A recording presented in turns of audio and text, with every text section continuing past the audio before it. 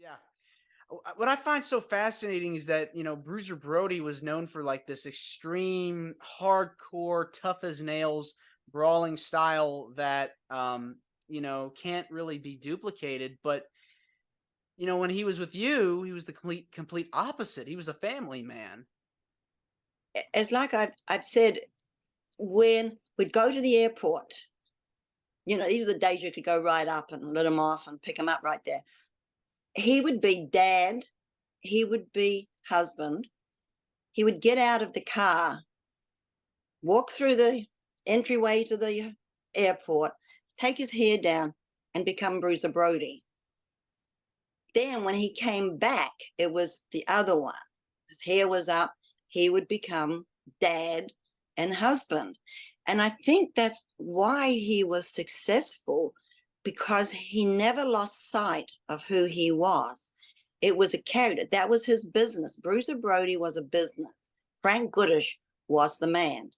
And I think went, he never lost sight. Whereas sometimes when people get in the public eye, they lose sight of who they really are. They become the character they create.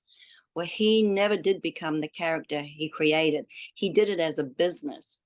And as I was just going to say before, when we're talking about the body breaking down and he was thinking about what to do with life after wrestling, which he knew was coming, that he had bought a parcel of land that had a little river running through where you could fish hunt, things. And it had a little old mobile home on it. And what he was going to do, he was going to take unfortunate boys that, you know what I mean, that are on the streets, that are maybe Yeah, homeless or underprivileged or inner underprivileged, city that, inner city yeah, kids. Yeah. their lives were not that good.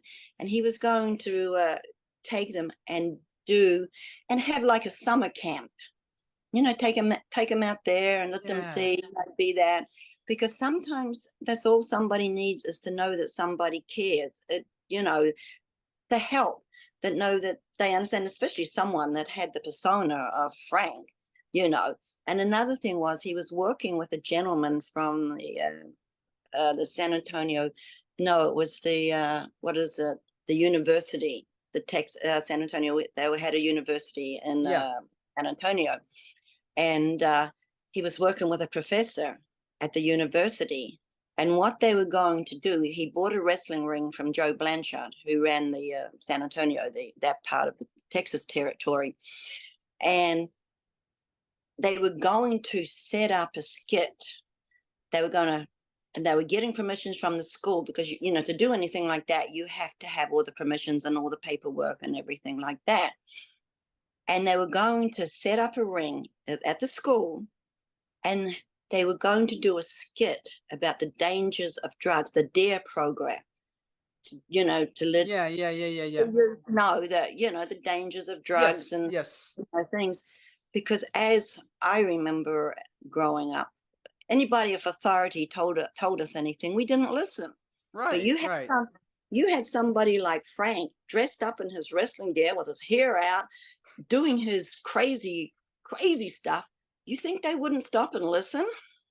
Right. I mean, definitely a way to get somebody's attention. I mean, to say no to Yeah. drugs.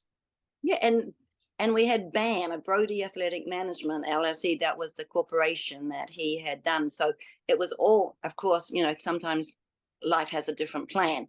But, I always wonder what he would be doing today, because he had a lot of plans and a lot of goodness to help people too. Because he said, I'm in the public eye, I could actually help people. And, which people wouldn't think when they saw him in the ring, and that he would have those sort of ideas. And the strange thing now, because I go to a lot of these fan fests and things, which is, like you said, Herb Simmons. We have to give that a big plug later on. Yes, But this is a yes. great thing. I won't get into that now because I'll lose my train of Yes, thought. yes, yes. I've already lost it, you know. So what was I? You have to remind me. Yeah, I shouldn't have said that. Yeah, about You're talking about Fan Fest and yep, yeah. I got it. And I go there, and people will come up to me. These young gentlemen will come up to me, very respectful. They say, I've read your book. I watch his matches, and in fact, I've got the book behind me, Mm-hmm. and Mm-hmm. and I will ask them how old they are. They weren't even born. They're a lot younger. They're not even anywhere near the age of what it was when Frank left us. Mm-hmm. And I have these young gentlemen that know all about him, that watch the YouTube. The ones that really get me, though, are the ones that have tattoos. I've seen tattoos, huge tattoos Oh on their wow. arms, their legs, their backs that they'll show me. And it's like they've got him on their body. That's what a impression he left to these people, that he was gone before they were born. So Yeah. it really, it shocks me, I mean, it's just, but he always did say, he said, all he wanted to do, he wanted those fans to leave the building and say, dang, was that real? That was a what of a match. Because he said, they're paying my salary, and I want to make sure that they don't feel cheated, that they say, that was such a great match. And I would like to say, it worked. Whatever it did, they still remember you. I'm still doing a podcast with Stanley, and they still remember you. So you did leave. You did what you set out to do. You left a lasting impression, but you left it good, because you just, I don't know. It's just it amazes me. It's 35 years coming up in July. And that's Wow. unbelievable It to is. know. 42 Yeah. years old. Yeah. Left And us so young. I know, but to leave such a lasting impression is, yeah, Frank, it worked. You did. You set out. That's what you wanted to do, and believe me, you did.